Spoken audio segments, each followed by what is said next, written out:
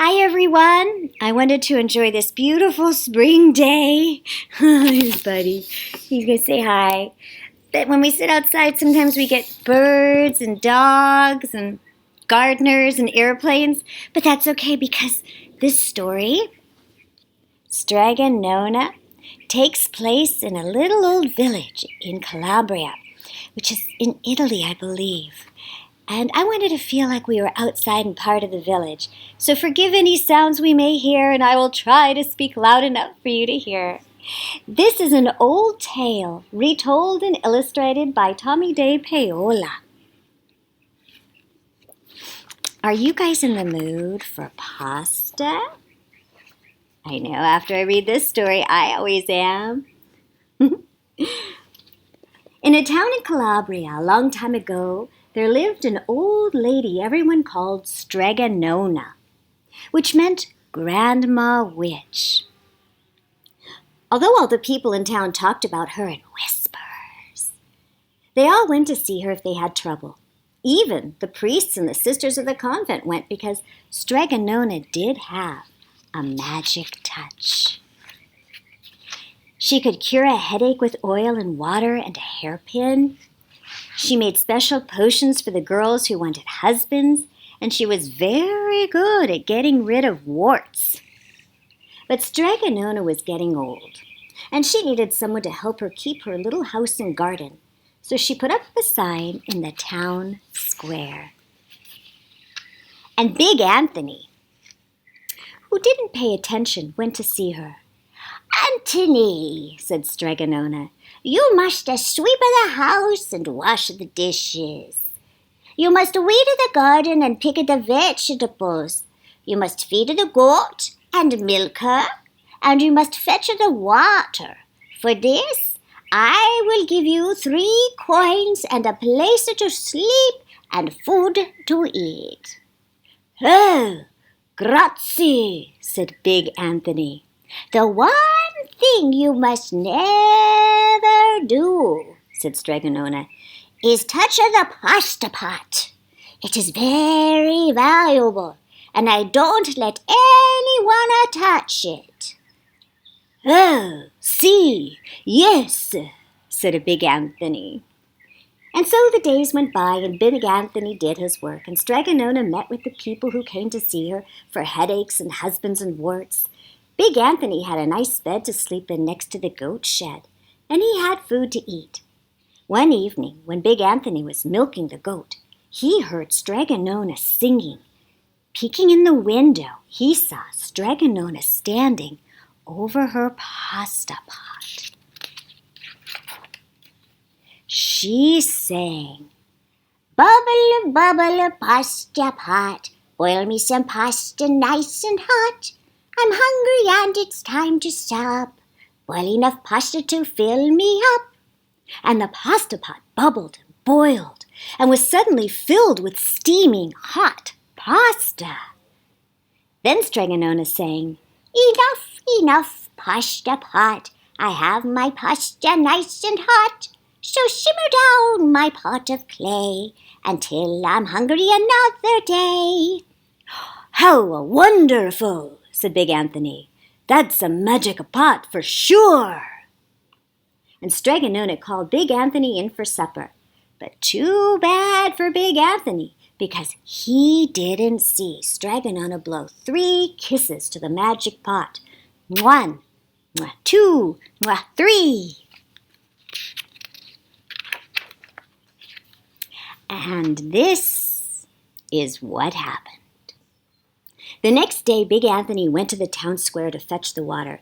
He told everyone about the pasta pot, and naturally, everyone laughed at him because it sounded so silly. A pot that cooked all by itself? "You'd better go and confess it to the priest, Big Anthony," they said. "Such a lie!" And Big Anthony was angry, and that wasn't a very good thing to be. "I'll show them," he said to himself. "Some day I will get the pasta pot and make it a cook, and then they'll be sorry." Well, that day came sooner than even Big Anthony would have thought, because 2 days later, Strega Nona said to Big Anthony, "Anthony, I must go over the mountain to the next town to see my friend Strega Amelia. Sweep the house and weed the garden, feed the goat at the milker, and for your lunch there are some bread and cheese in the cupboard.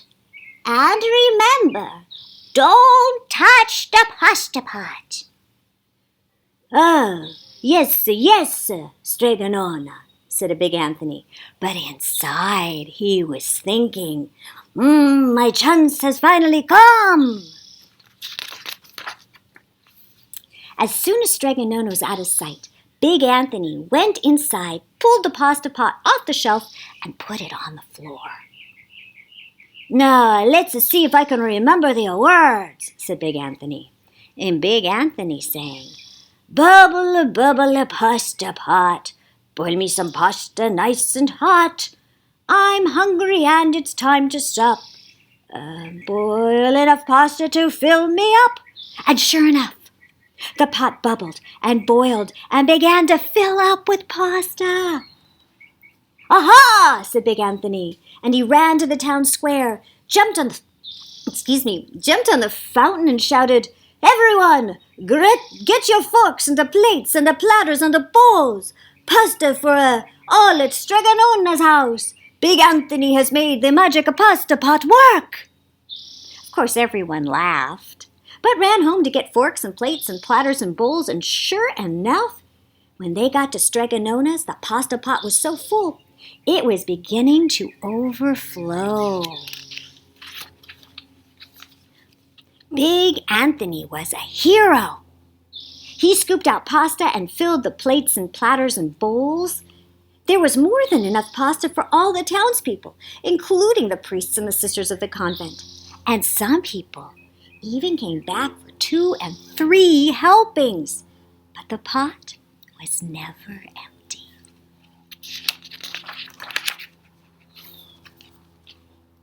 When all had their fill, Big Anthony sang, "Enough of my pasta pot. I have my pasta nice and hot. So simmer down my pot of clay until I'm hungry another day." But alas, he did not throw the 3 kisses. He went outside, and to the applause of the crowd, Big Anthony took a bow. He was so busy listening to the compliments from everyone that he didn't notice the pasta pot was still bubbling and boiling, until a sister from the convent said, "Oh, Big Anthony, look!" And pasta was pouring out of the pot all over the floor of Strega Nona's house and was coming out the door. Ooh. Could you imagine? Could you see it coming out the door right there? Big Anthony rushed inside and shouted the words again, but the pot kept bubbling. He took the pot off the floor, but pasta kept on pouring from it. Big Anthony grabbed a cover and put it on the pot and sat on it. But the pasta raised the cover, and Big Anthony as well, and spilled on the floor of Strega Nona's house. "Stop!" yelled Big Anthony. But the pasta did not stop, and if someone hadn't grabbed poor Big Anthony, the pasta would have covered him up. The pasta had all but filled the little house. Wow! Out of the windows and through the doors came the pasta, and the pot kept right on bubbling. Now the townspeople began to worry. "Do something, Big Anthony!" they shouted. Big Anthony sang the magic song again, but without the 3 kisses, it did no good. By the time the pasta was on its way down the road, and all the people were running to keep ahead of it. Ah! Chased by the pasta. "We must protect our town from the pasta!" shouted the mayor. "Get mattresses, tables, doors, anything to make a barricade!"